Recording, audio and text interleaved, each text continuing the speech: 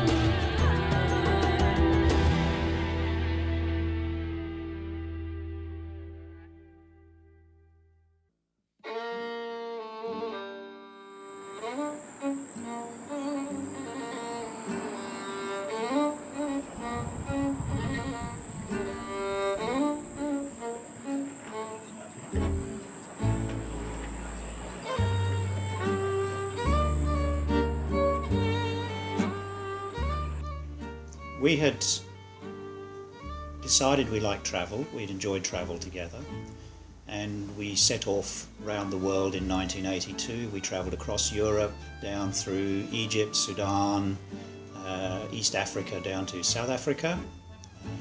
And as we arrived there with only $50 left, that was the end of our round the world trip, and we lived in Cape Town for 2 years before we decided we wanted to move on from South Africa and we started looking for a new home. We looked at Canada, Alaska, and we travelled those areas, and then we went to look at Australia.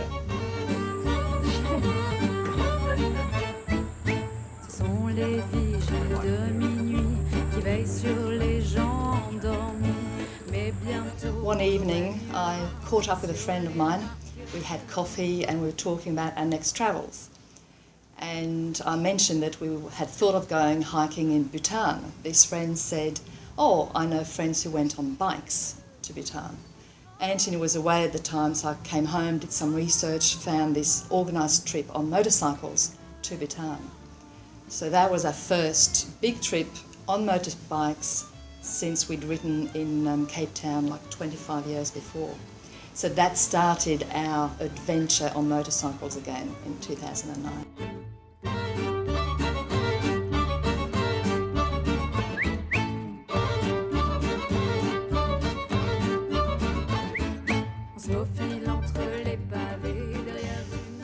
But somehow it's turned into a round the world trip, and we decided that we wanted to see a couple of particular areas, which was part of the old Silk Route through the Stans, and Iran were two places that were our priorities for this trip, and luckily we were able to achieve both of those, and so able to spend two and a half months in that region.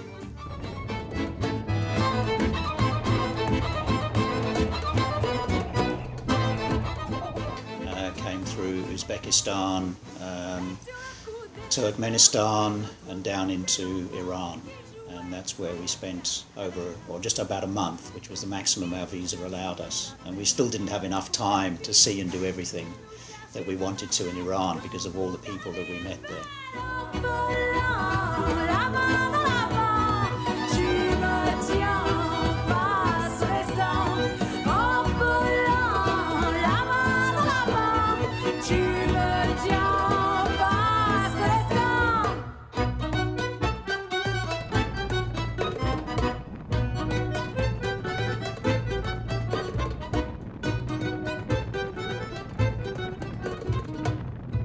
We came through, we rode for a few hours and camped. That was our first night in Iran, and it was just fantastic. Then we went along the north coast and spent our first night in a hotel in Minudasht before catching up with our first friend in Bishar.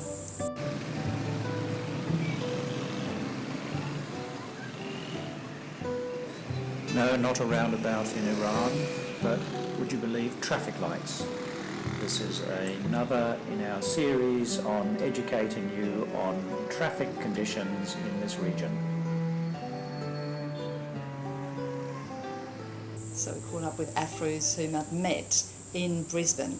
She was one of the many Iranians I met in Brisbane through giving a course, and all Iranians were so friendly and welcoming and said, please come and visit my country, I'll help you, I'll introduce you to people, and so glad we did.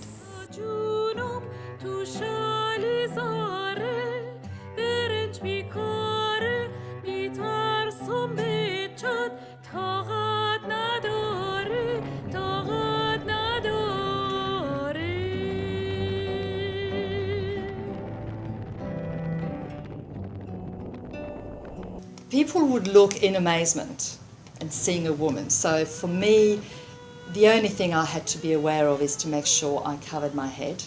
So I wore a scarf around my neck. As soon as I took my helmet off, I put the scarf on. That was fine. But there's a place just before we got to Minudasht, we stopped for a reason. People came over to the bikes and had a look, and this woman came and was really interested to see a woman on the bike. And I asked her if she wanted to sit on the bike. And she said, really? So she sat on the bike. And as she got off, she ran up to me, threw her arms around me and said, I love you.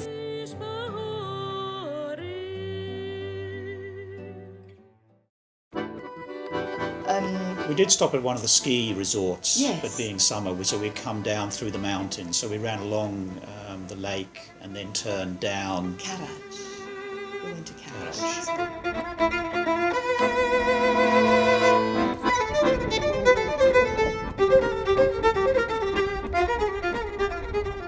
3 nights. We spent our 40th anniversary of when we met there. And this friend of a friend of a friend, Sorab, had decided he was going to treat us for our 40th anniversary.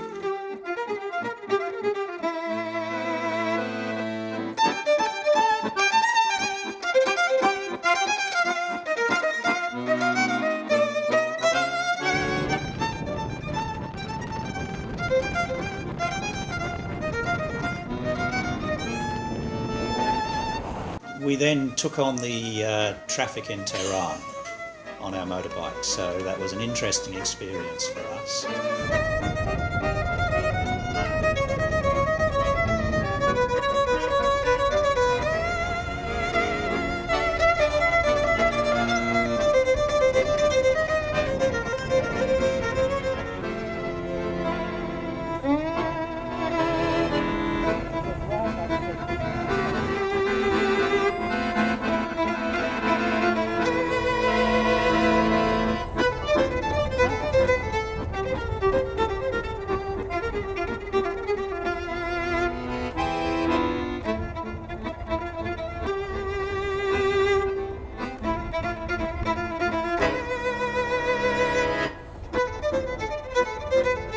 So we spent about 3 more days in Tehran with another friend who I'd met in Brisbane.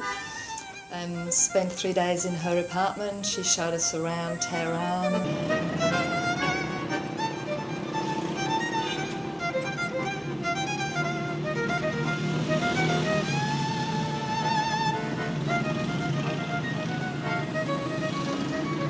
It was wonderful actually meeting Saba and her family and to see how Iranian family works.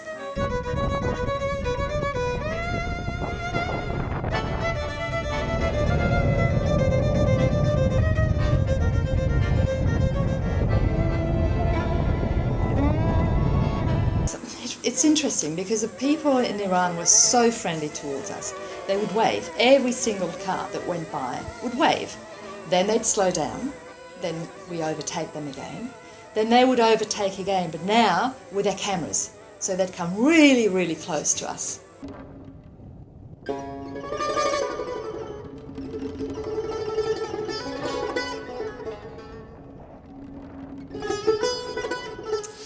After Tehran, we went to Isfahan, Yazd first, Yazd. yeah, which was beautiful, very interesting.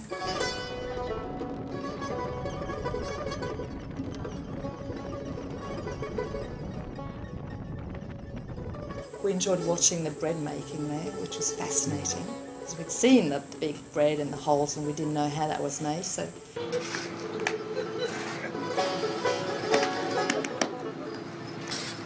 we didn't end up buying anything there because they kept giving us, every time we passed, they'd give us free bread. So they'd recognise us and go, "Oh, try some more of our bread." So we never had to buy any bread.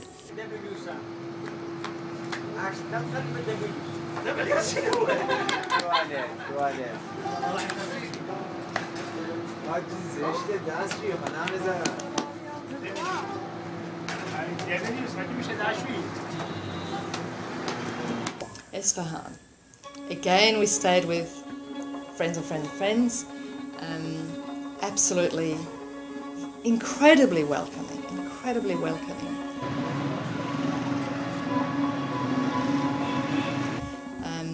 Very welcoming. We stayed in their house. This friend and her brother took us around Isfahan for a few days, and the girlfriend came along, the niece came along, their friends came to meet us. We went to the aunt's place for Osh, is that Osh? So I think we spent 3 nights. 3 nights there. 3 nights there again. Every time we spent time in people's homes, it was like, why don't you stay longer?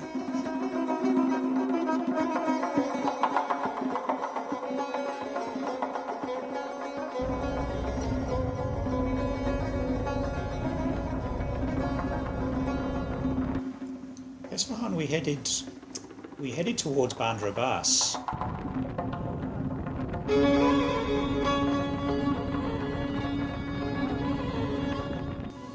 I think we were 3 days in Bandar Abbas because we had to organise the shipping, so get the tickets, work out what we needed to do with the customs process through the port.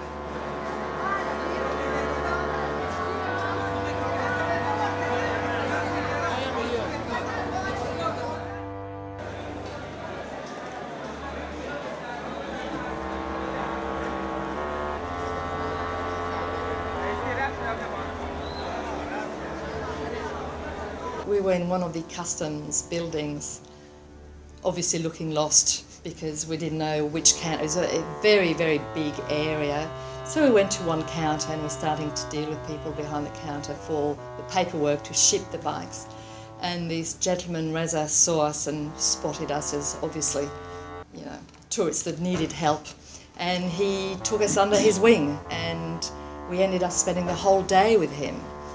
And then he went out to coffee in the evening with his wife. They took us on a tour of the town at night.